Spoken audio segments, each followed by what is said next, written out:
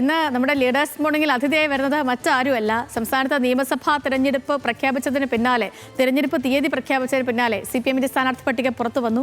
മട്ടന്നൂരിൽ CPIM-ന്റെ സ്ഥാനാർത്ഥിയാകുന്നത് DYFI-യുടെ സംസ്ഥാന സെക്രട്ടറിയും അഖിലേന്ത്യാ ജോയിന്റ് സെക്രട്ടറിയുമായ ശ്രീ VK സനോജാണ്. നമുക്കൊപ്പം ഇന്ന് ലീഡേഴ്സ് മോർണിംഗിൽ ഉള്ളതും അദ്ദേഹം തന്നെയാണ്. തെരഞ്ഞെടുപ്പ് പ്രചാരണത്തിനിടയിലൊക്കെയാണ് അദ്ദേഹം. നമുക്ക് അദ്ദേഹത്തെ സ്നേഹത്തോടു കൂടി സ്വാഗതം ചെയ്യാം. Good morning Shri VK Sanoj, സ്വാഗതം ഹലോ മലയാളത്തിലേക്ക്. Good morning. കഴിഞ്ഞ ദിവസങ്ങളിലൊക്കെ നമ്മൾ ഹലോ മലയാളത്തിൽ ലീഡേഴ്സ് മോർണിംഗിൽ കണ്ടതുപോലെയല്ല, സ്ഥാനാർത്ഥിയാണ് ഇപ്പോൾ. ആദ്യമേ തന്നെ അഭിനന്ദനങ്ങൾ. Thank you Shri VK Sanoj, ഞാൻ തിരഞ്ഞെടുപ്പ് വിശേഷങ്ങളെ പറയാം. പക്ഷെ അതിനു മുൻപ് VK സനോജ് എന്ന് പറഞ്ഞാൽ ഇപ്പോൾ നമുക്കൊക്കെ അറിയാവുന്ന ഒരാളുണ്ട്, ഒരു മുഖമുണ്ട്. എപ്പോഴും തിരഞ്ഞെടുപ്പിലൊക്കെ ഈ മറ്റ് സംഘടനാ പ്രവർത്തനങ്ങളിൽ സജീവമായി നിൽക്കുകയും ഒരു സ്ഥാനത്തിരിക്കുകയും ആ ഒരു നേതൃത്വത്തെ മുന്നോട്ട് കൊണ്ടുപോവുകയും ഒക്കെയും ചെയ്യുന്ന ഒരു പാർട്ടി പ്രവർത്തകനായിട്ടുള്ള പൊതുപ്രവർത്തകനായിട്ടുള്ള VK സനോജ്. പക്ഷേ ഈ സ്ഥാനാർത്ഥിത്വം പ്രഖ്യാപിച്ചതിന് പിന്നാലെ മറ്റൊരു VK സനോജിൻ്റെ മുഖം കൂടി അറിയാൻ കഴിഞ്ഞു. അതിപ്പം കഴിഞ്ഞ ദിവസങ്ങളിലൊക്കെ സോഷ്യൽ മീഡിയ അങ്ങയുമായി ബന്ധപ്പെട്ട ഒരു ഹൃദ്യമായ കുറിപ്പ് ഞാൻ വായിക്കാനിടയായി. ഇപ്പം ഈ വിവാഹ സമയത്തും അതേപോലെ തന്നെ അക്കാലത്ത് നേരിട്ട കുറച്ച് പ്രതിസന്ധികളെക്കുറിച്ചും പ്രണയിനിയെ ഒപ്പം ചേർത്ത കഥകളെക്കുറിച്ചും ഒക്കെ വായിക്കാൻ ഇടപറ്റി. അത് കേട്ടപ്പോൾ വലിയ സന്തോഷവും കുറച്ചൊരു സങ്കടവും ഒക്കെയും ഫീൽ ചെയ്തിരുന്നു ആ ഒരു ഫേസ്ബുക്ക് കുറിപ്പ് വായിച്ചപ്പോൾ. പക്ഷേ ഇപ്പം അതിനെക്കുറിച്ച് അങ്ങേക്ക് വിശദീകരിക്കാൻ പറ്റിയൊരു സമയമല്ല എന്ന് എനിക്കറിയാം. കാരണം തിരഞ്ഞെടുപ്പ് ചൂടാണ്, പ്രചാരണ സമയത്താണ്. അപ്പോൾ എനിക്ക് പറയാനുള്ളൊരു കാര്യം, പക്ഷേ ഇത് അങ്ങോട്ട് പറയണമെന്ന് തോന്നി. അത് വായിച്ചപ്പം ഒരുപാട് സന്തോഷം തോന്നി എന്നുള്ളൊരു കാര്യം. ഇപ്പം മട്ടന്നൂരിലെ തിരഞ്ഞെടുപ്പ് പ്രചാരണമൊക്കെ എങ്ങനെ പോകുന്നു ശ്രീ VK സനോജ്?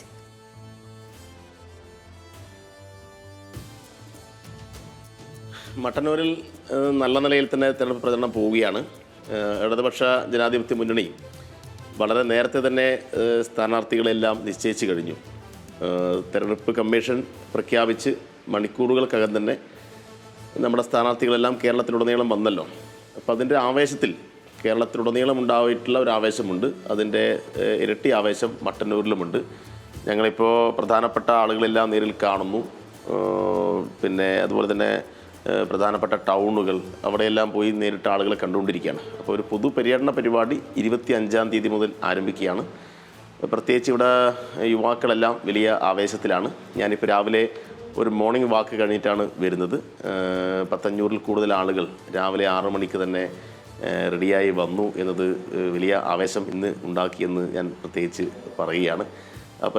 ശ്രീ VK സനോജ്, ഇപ്പം നിയമസഭയിലേക്കുള്ള ആദ്യത്തെ അവസരമാണ്. അതും KK ശൈലജ ടീച്ചർ, കേരളത്തിന്റെ ചരിത്രത്തിലെ തന്നെ റെക്കോർഡ് ഭൂരിപക്ഷമൊക്കെ നേടിയ മണ്ഡലത്തിൽ നിന്ന്. ഇപ്പം അങ്ങ് ഇതിനു മുൻപും ഉള്ള തിരഞ്ഞെടുപ്പുകളിലൊക്കെ ഈ സ്ഥാനാർത്ഥികൾക്കൊപ്പം വോട്ട് ചോദിച്ച് പോയി പ്രചാരണങ്ങൾക്കൊക്കെ സജീവമായി നിന്നിട്ടുണ്ട്. പക്ഷെ ഒരു സ്ഥാനാർത്ഥിയായിട്ട് വോട്ട് ചോദിക്കുമ്പോൾ ഒരു ഡിഫറൻസ് ഫീൽ ചെയ്യുന്നുണ്ട്. ആ ഒരു അനുഭവം എന്താണ്?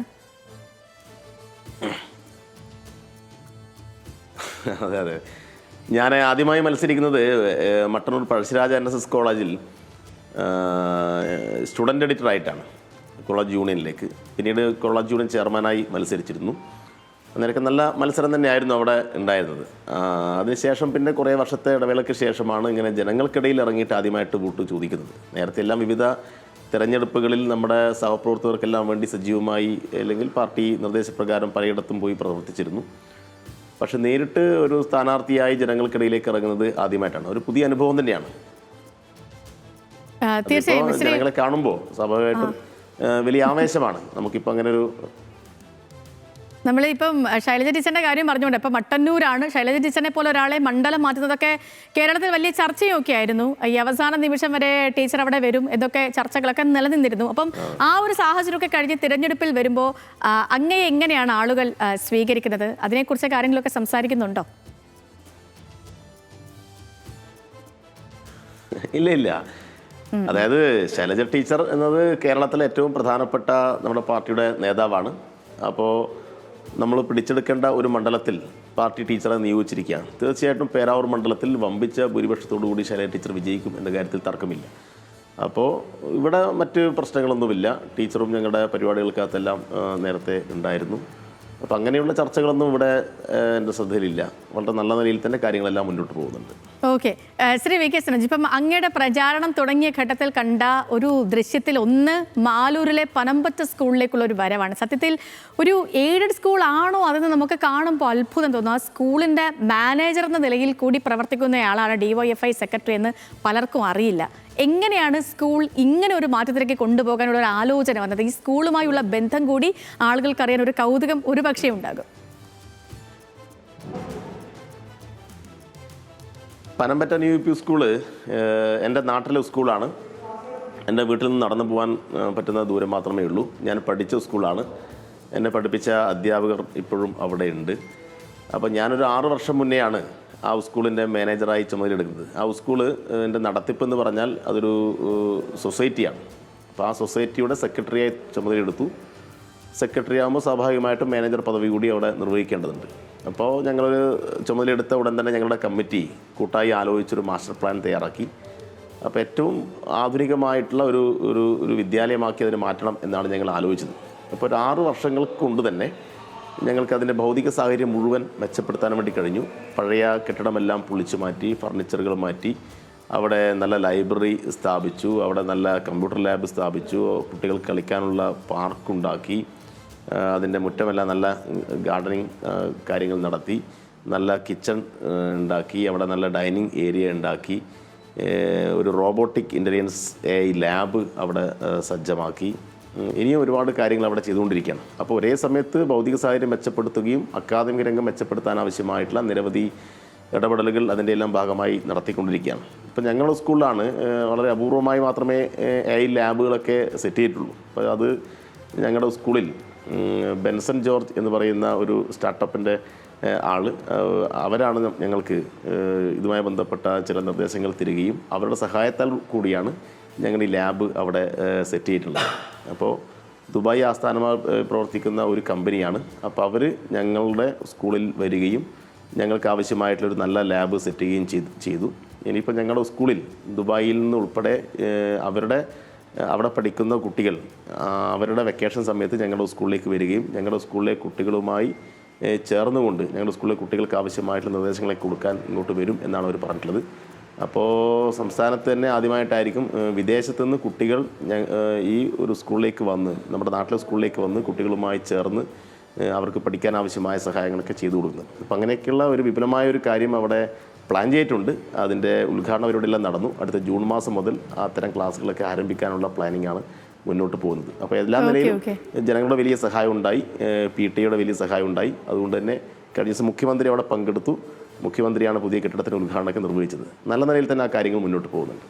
തീർച്ചയായും അടിപൊളി. ഇത് കണ്ടപ്പോഴും ഭയങ്കര സന്തോഷമാണ്. അതിൻ്റെ വീഡിയോ ഒക്കെ കണ്ട സമയത്ത് നമ്മളൊക്കെ പഠിച്ചിട്ടുള്ള സമയത്തെ സ്കൂളും ഇപ്പോഴത്തെ സ്കൂളുകളും ഒക്കെ തമ്മിൽ എന്തുമാത്രം വ്യത്യാസമുണ്ടെന്ന് കൂടിയൊക്കെ കാണിക്കുന്ന ഒന്നായിരുന്നു അത്. ശ്രീ വി കെ സനോജ്, ഇപ്പം DYFIയുടെ പൊതിച്ചോറാകട്ടെ, അതേപോലെ രക്തദാന സേനയുടെ പരിപാടികളാകട്ടെ, അങ്ങനെ പല കാര്യങ്ങളിലും താഴെ തട്ടിൽ ചെയ്തു വരുന്ന ഒരു സംഘടനയാണ്. പക്ഷേ എത്ര വലിയ ലക്ഷ്യവും സാധ്യമാണെന്ന് നമ്മളെ ബോധ്യപ്പെടുത്തിയ ഒരു കാര്യം വയനാട്ടിലെ 100 വീട് സംഭാവന ചെയ്യാനുള്ള ഒരു തീരുമാനമായിരുന്നു. അത് പൂർത്തിയാക്കിയ സെക്രട്ടറി കൂടിയാണ് അങ്ങ്. അതിലൊരു മാതൃക കൂടിയുണ്ട് നമ്മുടെ സമൂഹത്തിൽ. കാരണം ആരിൽ നിന്നും ഒരു പൈസ പോലും വാങ്ങാതെ ചായക്കട നടത്തി ആക്രി വിറ്റ് സംഘടനയിലെ ആളുകൾ കല്ല് ചുമന്നും ഒക്കെ കിട്ടിയ തുകയാണ്. അതുകൊണ്ട് തന്നെ അതിന് മൂല്യം ഇരട്ടിയായിരിക്കും. അപ്പോൾ അന്നത്തെയൊക്കെ ആ ഒരു സംഘടന അനുഭവം അത് ഈ തിരഞ്ഞെടുപ്പിലും ഗുണകരമാകുമെന്ന് തന്നെയല്ലേ അങ്ങയുടെ പ്രതീക്ഷ? തീർച്ചയായിട്ടും ഞങ്ങളുടെ സംഘടന വളരെ താഴെ തട്ടിൽ നിന്ന് തുടങ്ങി മേൽപോട്ട് പടുത്തുയർത്തിയൊരു പ്രസ്ഥാനമാണ്. അപ്പോൾ അതുകൊണ്ട് തന്നെ നമ്മൾ ഏത് കാര്യം പ്ലാൻ ചെയ്താലും അത് നടപ്പാക്കാൻ ആവശ്യമായിട്ടുള്ള സംഘടനാപരമായ കരുത്ത് ഞങ്ങൾക്കുണ്ട്. ഇപ്പോൾ വയനാട് ജൂലൈ മാസം 30-ാം തീയതി രാത്രിയോട് കൂടിയാണല്ലോ അപകടം ഉണ്ടാകുന്നത്. 31-ാം തീയതിയാണ് ഞങ്ങൾ അവിടെ പോയിട്ട് 30-ാം തീയതി രാത്രി 31-ാം തീയതി നമ്മളവിടെ എത്തി. 31-ാം തീയതി ഞങ്ങൾ അവിടെ നിന്ന് പ്രഖ്യാപനം നടത്തി. ഞങ്ങൾ 25 വീടെങ്കിലും നിർമ്മിച്ച് കൊടുക്കണം, അതിനൊരു 10 ലക്ഷം രൂപ വിലയുള്ള വീട്, അങ്ങനെയൊക്കെയാണ് ഞങ്ങൾ സ്വാഭാവികമായിട്ടും ആലോചിച്ചത്. പക്ഷെ പിന്നീടാണ് ഞങ്ങൾ ആ പ്രഖ്യാപനം നടത്തിയപ്പോൾ നാട് മുഴുവൻ ഞങ്ങളുടെ കൂടെ നിന്നു. ഞങ്ങൾ പ്രഖ്യാപിച്ചതിൻ്റെ ഇരട്ടിയിൽ കൂടുതൽ വീടുകൾ നിർമ്മിച്ചു കൊടുക്കാൻ വേണ്ടി കഴിഞ്ഞു. അപ്പം പറയുന്ന വാക്ക് പാലിക്കുന്നവരാണ് DYFI എന്ന് ഇതിനകം തന്നെ ജനങ്ങൾക്കറിയാം. വയനാട് ആ കാര്യങ്ങൾ ഞങ്ങൾ നിർവഹിച്ചപ്പോൾ കൂടുതൽ ആ കാര്യങ്ങൾ ജനങ്ങൾക്ക് മുന്നിൽ തുറന്നു കാട്ടപ്പെട്ടു എന്നുള്ളതാണ്. ഞങ്ങളതിൻ്റെ താക്കോൽദാന ചടങ്ങിൽ കഴിഞ്ഞ ദിവസം പോയിരുന്നു. 178 വീട്ടിലേക്കും ഒരു നല്ല കളർ TV യുമായിട്ടാണ് ഞങ്ങൾ പോയത്. അപ്പോൾ വലിയ സന്തോഷമാണ് അവിടെയെല്ലാമുള്ള ആളുകൾക്കുള്ളത്. അപ്പോൾ വലിയ ഭാഗം അങ്ങനെ ഒരു വലിയൊരു ചുമതല ഞങ്ങൾക്ക് അതിൻ്റെ ഭാഗമായി നിർവഹിക്കാൻ വേണ്ടി കഴിഞ്ഞു എന്നത് അഭിമാനകരമായിട്ടുള്ള കാര്യമാണ്. പിന്നെ നമ്മുടെ രാജ്യത്തിന് തന്നെ മാതൃകയായിട്ട്, അല്ലെങ്കിൽ അങ്ങനെ ഒരു മാതൃക ഉണ്ടോ എന്ന് എനിക്കറിയില്ല. കാരണം ആക്രി പെറുക്കിയിട്ട് 100 വീട് നിർമ്മിക്കാൻ ആവശ്യമായ പണം കണ്ടെത്തിയ സംഘടന ലോകത്ത് തന്നെ വേറെ ഇല്ല എന്ന് എനിക്ക് തോന്നുന്നത്. അപ്പം അത്തരം നൂതനമായിട്ടുള്ള ആശയങ്ങൾ ഞങ്ങൾക്ക് മുന്നോട്ട് വെക്കാൻ വേണ്ടി കഴിഞ്ഞു. അതിന് ഈ നാട് നൽകുന്ന പിന്തുണ പ്രത്യേകിച്ച് നന്ദിപൂർവ്വം സ്മരിക്കുകയാണ്. മറ്റൊന്ന് ഭക്ഷണപ്പൊതിയുടെ കാര്യമാണ്. ഭക്ഷണപ്പൊതിയും അതുപോലെ തന്നെയാണ്. ഒരു 40,000-ൽ കൂടുതൽ ഭക്ഷണപ്പൊതി കഴിഞ്ഞ 10 വർഷമായി ഒരു ദിവസം പോലും മുടങ്ങാതെ ഞങ്ങൾ കൊടുത്തുകൊണ്ടിരിക്കുകയാണ്. അത് നിപ്പ വന്നപ്പോഴും കോവിഡ് വന്നപ്പോഴും പ്രളയം വന്നപ്പോഴും ഒരു ദിവസം പോലും മുടങ്ങിയിട്ടില്ല. അപ്പോൾ ആ കാര്യവും ഇപ്പോൾ ഗാർഡിയൻ പത്രം ഉൾപ്പെടെയുള്ള സർവ്വദേശീയ പ്രചാരമുള്ള പത്രങ്ങൾ, ആ പത്രത്തിലൊക്കെ അതിനെക്കുറിച്ചുള്ള വാർത്തകൾ വന്നിരുന്നു. അപ്പോൾ സർവ്വദേശീയ തലത്തിൽ തന്നെ ശ്രദ്ധിക്കുന്ന ഒരു വലിയ ക്യാമ്പയിനായിട്ട് ആ ക്യാമ്പയിൻ മാറിയിട്ടുണ്ട്. ഒരേ സമയത്ത് സന്നദ്ധ പ്രവർത്തനവും യുവാക്കളുടെ ആവശ്യങ്ങളെ മുൻനിർത്തിയുള്ള സമരങ്ങളും പ്രക്ഷോഭങ്ങളും എല്ലാം ഏറ്റെടുത്തുകൊണ്ടാണ് DYFI മുന്നോട്ട് പോകുന്നത്. ഇപ്പം ശ്രീ വി കെ സനോജ്, ഇപ്പം തന്നെ തോന്നിയൊരു കാര്യം, ഇപ്പം പലപ്പോഴും അങ്ങയുടെ ഈ സംസാരവും അതേപോലെ തന്നെ പെരുമാറ്റവും സോഷ്യൽ മീഡിയ ഇടപെടലും ഒക്കെ കാണുമ്പോൾ പലപ്പോഴും ചോദിച്ചൊരു കാര്യമാണ്, ഈ ഘട്ടത്തിൽ ചോദിക്കുന്നതിൻ്റെ മാത്രമേ ഉള്ളൂ. ഇപ്പം സോഷ്യൽ മീഡിയയൊക്കെ ഒരു കാലമാണ്. ഇപ്പം ആര് എന്ത് ചെയ്താലും അത് നാടിനെ മുഴുവൻ അറിയിക്കുക, അതല്ലെങ്കിൽ അതിൽ പറയുക, അതിലൊരു പ്രതികരണം നടത്തുക, അങ്ങനെയൊക്കെയാണ് സാധാരണ നമ്മൾ കണ്ടുവരിക. അതിപ്പം മറ്റ് രാഷ്ട്രീയ പാർട്ടികളിലാണെങ്കിലും ഒക്കെയും നേതാക്കൾക്കിടയിലും ഒക്കെ ആണെങ്കിലും അങ്ങനെ കടന്നു. പക്ഷേ വി കെ സനോജിൻ്റെ കാര്യത്തിൽ എപ്പോഴും ഭയങ്കര ക്വൈറ്റായിട്ട് ഭയങ്കര കാമാണ്. അത് പണ്ട് തൊട്ടേ അങ്ങനെ തന്നെയാണോ ശ്രീ വി കെ സനോജ്?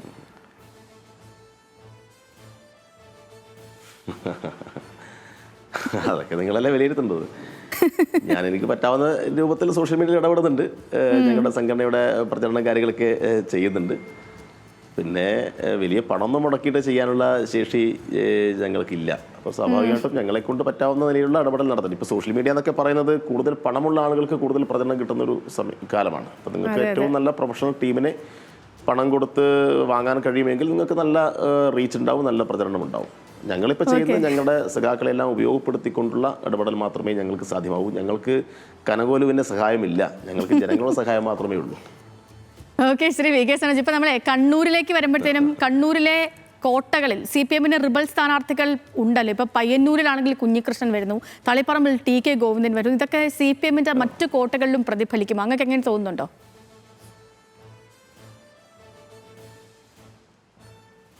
ഇല്ല, ഇങ്ങനെയെല്ലാമുള്ള വിമത പ്രശ്നങ്ങളൊന്നും ആദ്യമായിട്ടൊന്നുമില്ലല്ലോ.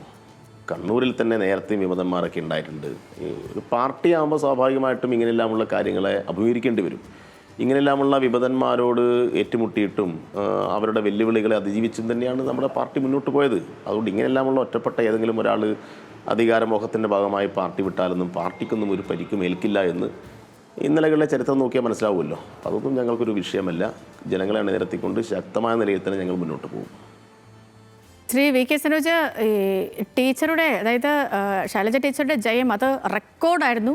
ആ റെക്കോർഡിനെ ഇത്തവണ മറികടക്കാൻ കഴിയുമെന്ന് പ്രതീക്ഷയുണ്ടോ?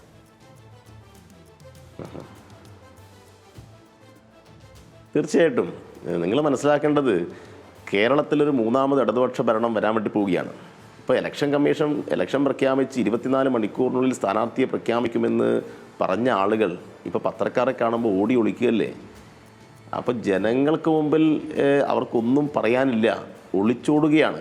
ഇങ്ങനെ ഒളിച്ചോടുന്നവരെ, സ്ഥാനാർത്ഥി പ്രഖ്യാപനം പോലും നടത്താത്തവരെ എങ്ങനെയാണ് ഒരു സംസ്ഥാനം ഏൽപ്പിക്കുക എന്ന ചോദ്യം ജനങ്ങൾക്ക് മുമ്പിൽ ശക്തമായി വരികയാണ്. അപ്പം അതുകൊണ്ട് ഇവിടെ മാത്രമല്ല, കേരളത്തിലെമ്പാടും എല്ലാ സ്ഥാനാർത്ഥികളും റെക്കോർഡ് ഭൂരിപക്ഷത്തിൽ വിജയിക്കുന്ന ഒരു തെരഞ്ഞെടുപ്പായിരിക്കും ഈ തെരഞ്ഞെടുപ്പ്.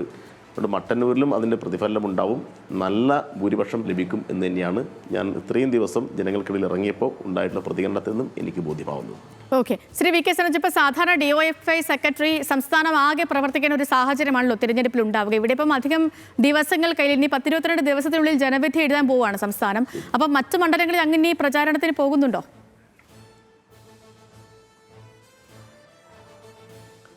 അല്ല, അത്തരം കാര്യങ്ങളൊക്കെ തീരുമാനിക്കേണ്ടത് പാർട്ടിയാണ്.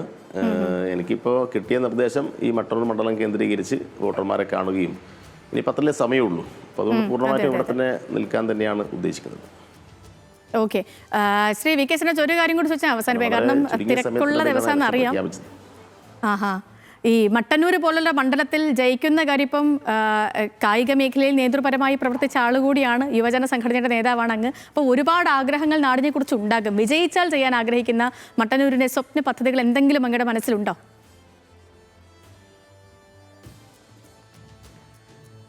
അല്ല, മട്ടന്നൂരിപ്പോൾ ഒരു വലിയ സ്പോർട്സ് കോംപ്ലക്സ് അതിൻ്റെ പണി ആരംഭിച്ചിരിക്കുകയാണ്. അപ്പോൾ അതൊക്കെ ആരംഭിച്ചു കഴിഞ്ഞാൽ ദേശീയ നിലവാരത്തിലുള്ള മത്സരങ്ങളൊക്കെ സംഘടിപ്പിക്കാൻ വേണ്ടി കഴിയും. ഈ മണ്ഡലത്തിലെ കുട്ടികൾക്ക് പ്രത്യേകിച്ച് വലിയ രൂപത്തിൽ ഏറ്റവും ആധുനികമായിട്ടുള്ള പരിശീലന കേന്ദ്രമാക്കിയിട്ട് അതിനെ മാറ്റാൻ വേണ്ടി കഴിയും.